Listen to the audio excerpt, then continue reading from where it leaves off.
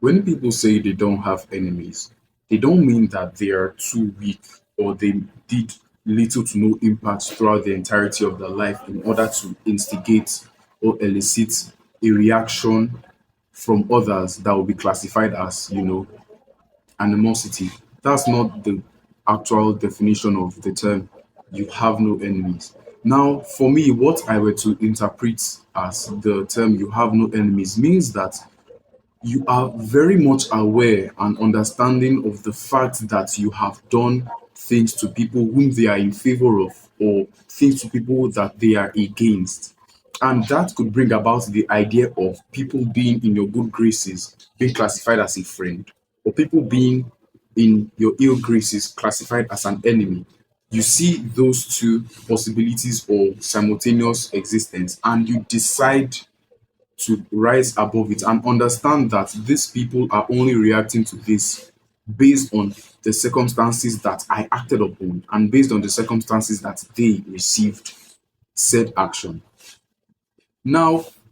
if you were to understand that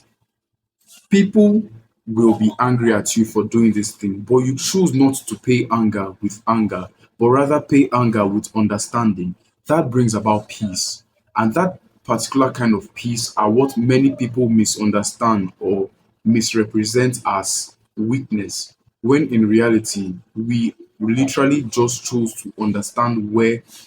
the said people are coming from, and we choose to not give animosity any way into our souls or any form of retaliation, and not allowing the actions of others determine the next step that we are going to take. Now, when Marcus Aurelius once said that the best way of retaliation or revenge is to not be like the person who inflicted the injury, it really goes to show that we can live in a world, or you can choose to be the active party in a scenario whereby you do not retaliate or repay every form of anger with anger, but rather you get to see that those certain anger or certain acts of violence that were to be incited against you was is either from a place of misunderstanding or either from a place of hurt or injury, and you choose to rise above it. Now, these are the kind of points I would say if one were to ask me, do you have any enemies? And I were to reply with, no, I do not have any enemies. It is not because I am weak, but it is because I have chose to pay hatred with understanding. I have chose to pay malice and contempt with peace and self-preservation.